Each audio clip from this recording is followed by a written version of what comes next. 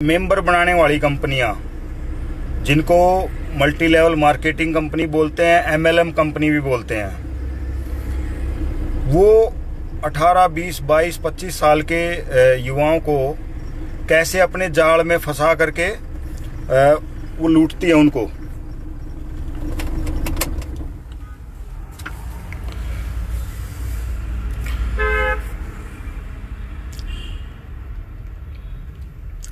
इसमें मैं किसी स्पेसिफाइड कंपनी का नाम नहीं लेना चाहता।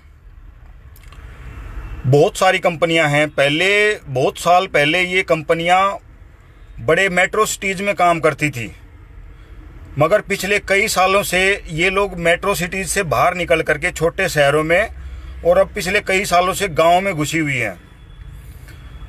तो ये क्या करते हैं कि मतलब 18-20 साल के बच्चों को, 22 साल का बच्चा उसको अपने सेमिनार में बुलाते हैं, अपने सेंटर पे बुलाते हैं कि आप थोड़े से पैसे लगा करके कैसे आप अमीर बन सकते हो।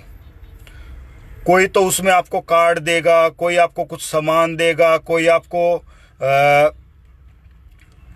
कई तरह के इसमें प्लान देते हैं लोग। प्लान सा देंगे आपको, मतलब आप ज्वाइन करो, आपके नीचे 3 बंदे ज्वाइन कर लेंगे, फिर आपको इतने पैसे मिलेंगे, इतना कमीशन मिलेगा। फिर 9 बंदे हो जाएंगे, आपको इतना मिलेगा, 27 हो जाएंगे, 81 हो जाएंगे, फिर 3 से गुणा करते चले जाओ। बोलो आपके पास, मतलब ये इतने बड़े बड़े सपने दिखाते हैं कि आप सोच नहीं सकते। नया लड़का मोटरसाइकिल पे जाता है और ऑडी के सपने लेके आता है। भाई, मैं इन कंपनियों के बारे में इतना क्यों बता सकता हूं, क्योंकि 18 साल पहले 2001 में मेरा भी इसमें मुर्गा कटा था। भाई, मैं बरान गांव का रहने वाला हूं, डिस्ट्रिक्ट रोहतक। तो रोहतक में पावर हाउस पे मोदी केयर नाम की कंपनी का ऑफिस था। तो हमारे सीनियर था, कोई कॉलेज में पढ़ता था, तो उसने बताया ऐसे ऐसे, मतलब मैं भी भाई चलो मैं भी चलूँगा। मैं भी इनके साथ चला गया और मतलब ऐसे पंप मारते हैं ना ये, वहाँ पे आदमी को सुन कर देते हैं। इतना बढ़िया ज़बरदस्त तरीके से सिस्टम समझाते हैं ये। तो मोदी केयर नाम की कंपनी, 2100 रुपये का कार्ड था उस टाइम पे उसका। अब तो उसका रेट बढ़ा दिया हो सकता है, बहुत सारे उनके प्रोडक्ट थे। दूसरी एक बड़ी कंपनी है जो बहुत ज़्यादा फैली हुई है, एमवे कंपनी। ये लोग क्या करते हैं कि बोलते हैं कि भाई हम अपना सामान बेचते हैं और आप मेंबर बनाते जाइए, आपके जो मेंबर सामान खरीदेंगे उसके आपको कमीशन मिलेगा। और हम लोग एडवर्टाइजमेंट नहीं कराते। ये लोग समझाते क्या है कि बड़ी बड़ी जो कंपनियां हैं अपना सामान बेचने के लिए एडवर्टाइजमेंट का सहारा लेती हैं। तो हम लोग एडवर्टाइजमेंट नहीं करते और हमारे बंदे डायरेक्ट जा करके ये काम करते हैं। मगर आज की डेट में आप ये देख लो, एमवे कंपनी की ऐड आती हैं। एमवे कंपनी भी तो अपनी एडवर्टाइजमेंट करके सामान बेच रही है। तो वो कहाँ गया उनका फंडा, बिजनेस फंडा। उससे पहले मैं बता दूं कि भाई अपना जो भी भाई जुड़े हैं सबकी राम राम, और इसको आप ना मतलब शेयर कर देना, ताकि अपने जो यंग बंदे हैं उनको एक मैसेज जाए, पता लगे कि भाई कम से कम ऐसा होता है। तो लेफ्ट साइड में वो शेयर का बटन होता है और ऊपर मतलब उसको दबाओगे तो ऊपर राइट साइड में शेयर टू ग्रुप आता है। तो उसमें वो कई सारे ग्रुप में आप भेज सकते हो। तो उसमें मैं भी मेंबर बना और मैंने भी मतलब अपने मतलब घर से 2100 रुपये ले लिए। भाई, घर वालों ने बहुत समझाया कि भाई इसमें कुछ नहीं है, इतनी जल्दी इतनी आसानी से पैसे नहीं कमाए जा सकते। मगर क्या आदमी को भूत सवार हो जाता है और नए बच्चे को तो और जल्दी हो जाता है। तो मैं बन गया उसमें, फिर चलता रहा उसमें। किसी को हाथ जोड़ो पैर जोड़ो, आदमी रिश्तेदारी में जाएगा, है ना। इससे अच्छी भली रिश्तेदारी बिगड़ जाती हैं। क्यों, आदमी क्या इमोशनल हो गए, चल यारी आया है, बुआ का छोरा आया, मामा छोरा आया, उसने कौन नाराज करेगा। 2, 2500, 5000, 10,000 जितने में वो मेंबर बनते हो आदमी दे देता है। हालांकि उनका बिजनेस प्लान ठीक है, एक मेंबर जोड़ोगे इतना, 3 जोड़ोगे इतना, 10 जोड़ोगे इतना, 50 जोड़ोगे इतना। प्लान तो उनका सही है, मगर आप मेंबर कैसे बनाओगे। आप किसी ना किसी को झूठ बोल करके, कुछ ना कुछ समझा करके उसको कहीं ले जाओगे, उसमें खर्चा पानी होगा, तो आपका पैसा वहीं कहीं लगता रहता है। टारगेट दे देंगे आपको, महीने में इतना टारगेट। मान लिया आपको 50,000 का टारगेट था आपका, आप 40,000 का कर पाए, तो आप 10,000 रुपये का सामान खुद खरीद लेते हो। तो आपकी जो कुछ 2 पैसे मिले भी होंगे वो सारे उसमें लग जाते हैं। तो भैया जो 18-20 साल 22 साल के लड़कों का जो पढ़ाई का टाइम होता है ना, सबसे इम्पोर्टेंट टाइम होता है वो पढ़ाई का।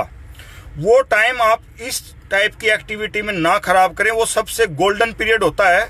बिजनेस करने के लिए सारी उम्र पड़ी है। मैं किसी बड़ी उम्र वाले को नहीं कह रहा हूँ, बड़ी उम्र वाला तो अपना 2-4-5 हज़ार रुपया नुकसान भी होगा तो भुगत लेगा। वो तो आपके पढ़ने के टाइम पे आप इसमें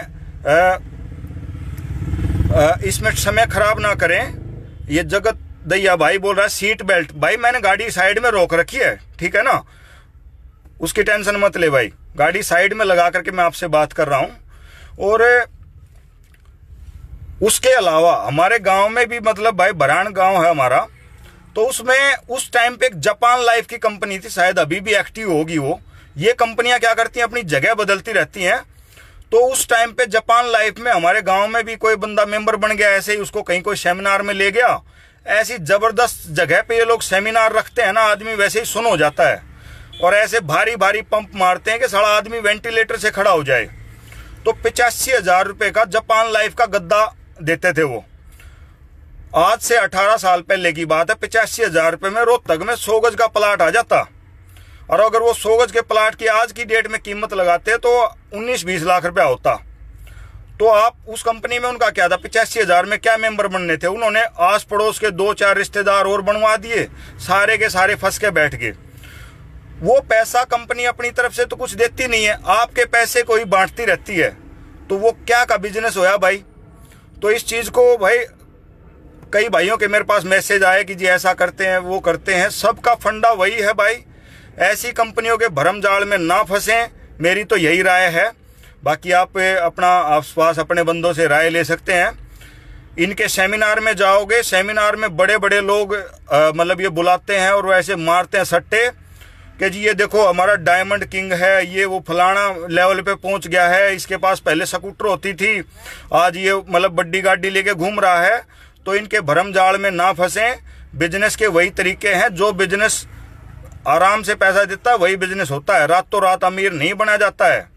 आपके पैसे को आप में बांट करके ये लोग मतलब अपना धंधा चलाते हैं, बीच में अपना कमीशन लेकर के बैठ जाते हैं, ठीक है। मैं ये नहीं कहता ये कंपनियां सारी की सारी फ्रॉड होती है, मगर जो इनका बिजनेस प्लान होता है ना, वो बिजनेस प्लान इस टाइप का होता है कि वो अब थोड़े दिन बाद वो एरिया बदल जाती हैं। लोगों को उस कंपनी के बारे में पता चल गया, वो एरिया छोड़ देती हैं। मैंने भी एक मतलब उसके बाद मोदी केयर ज्वाइन की, फिर किसी ने मतलब मेरे को बता दिया मिशन इंडिया ज्वाइन कर ली, फिर न्यू मिशन इंडिया ज्वाइन कर ली, फिर एक लाइफ केयर। मैं भी 4-5 जगह उछल कूद करके आया। और बाद में अपना मतलब बड़े भाई ने धमकाया कि बहुत हो गया, बिजनेस बहुत हुआ, अपना वापस अपनी पढ़ाई वढ़ाई कर लिया तो कितने नौकरी लग जाएगा।